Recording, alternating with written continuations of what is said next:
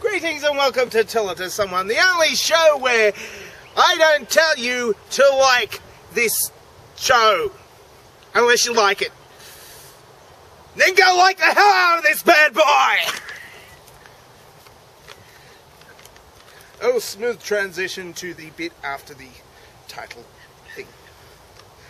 Witchy Momo comes up with the first question for today. What are your thoughts on ginger fetishes? Well, the thing with ginger fetishes is that, a lot of people do have them. I mean, you get this, piece of ginger about that big, and then what you do is and apparently that is supposed to give a rather pleasurable sensation. I don't really see why, though. James 1978 comes up with another question. Has a fire station ever caught fire, and if so, were the firemen able to live it down? This first question's from James 1978. It's rather straightforward to answer. See, what happens is they keep their own detailed records, and when the fire station burns down, these records are mysteriously destroyed as well. So it documents or it didn't happen, basically. So they don't have any problems with it at all. His second question is it possible for a chicken to be brave, given that its name is synonymous with cowardice? Here's the thing. Chickens are smart. Well, comparatively smart. See, they know that they're going to be eaten by people. That's what people do. People eat chickens. So what they do is they run away and therefore avoid being eaten. Sometimes it isn't cowardice. Sometimes it's self-preservation. And the third question from James 1978 is this a rhetorical question?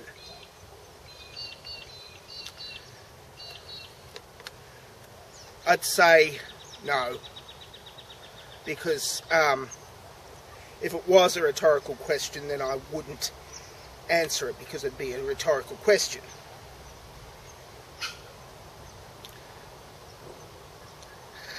Nighttime asks the next question. You have won a prize. The prize has two options, and you can choose either, but not both. The first option is a year in Europe with a monthly stipend of $2,000. The second option is 10 minutes on the moon. Which prize do you select?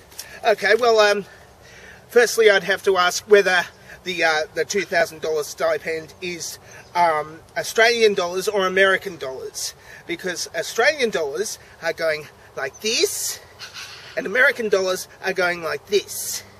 And then, of course, there are Zimbabwe dollars, which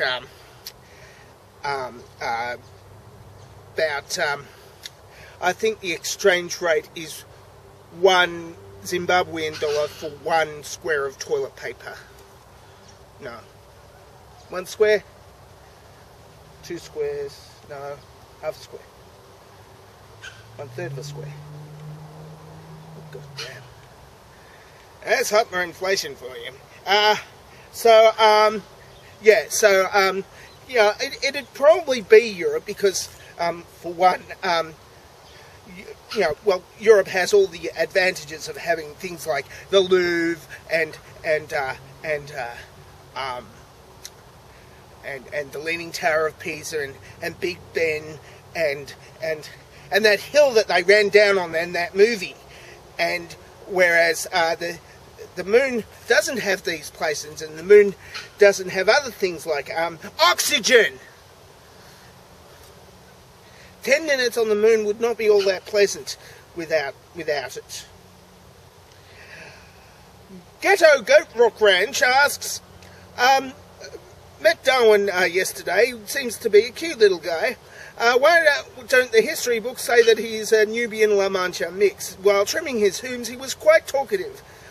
Why didn't he mention the fossil record or natural selection? He was on a break! I mean, you know, he doesn't have to. He can be a goat now and then.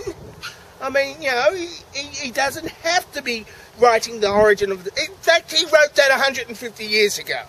So why would he need to talk about it? He said all that he has to say on it already. And the next question is from Chithonoli. Can you please tell me how to pronounce your name? Chithonoli. Suppose after you die, you find that the afterlife is real, and you are in the heaven of a God that you really don't like, a God who likes rape and murder and human sacrifice and such like. However, this heaven is packed full of sexy women with big breasts, amazing food and free booze. Everything is there and willing to fulfill your carnal desires. Do you stay and enjoy yourself, or write a stern letter to the said God and leave in protest, or what? Well, look, okay, this God, this hypothetical God has a rape and murder and human sacrifice. See, gods have different urges than us humans. I mean, the God that you are hypothetically mentioning likes to be raped, murdered, and human sacrificed. I mean, he wouldn't be the only God that liked to be human sacrificed. I remember this one God. He had himself born in the Middle East, and then he walked around for 30 years or so, and then he had one of his best friends betray him with some silver, and then he got nailed to a tree for an afternoon, and then he spent the weekend dead. I think his name was Kevin. And he enjoyed being human sacrificed. So if that particular God likes being raped and murdered and human sacrificed, then honestly, it's as long as he doesn't frighten the horses or impregnate them, then that's not really a concern for me. And now this week's video question. This time it's from Losoyo. Hello, dangerously talented. I have a couple of questions for you. My first question is, what is the core temperature of a peach that is traveling at the speed of light? My second question is, boxers or briefs? Now you have a choice. You can choose not to answer these questions. However,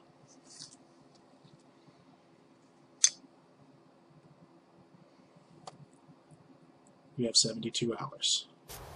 He sent me this in the mail. Well, Losoyo, if that's your real name, I do not give in to hostage takers. Yeah, I know. Yes, you might give in with my first demand and release the pineapple. But what next? A grapefruit, a banana, an apple, some cherries, a grape or two, a durian, a watermelon, several alarm clock radios, a bowl of petunias,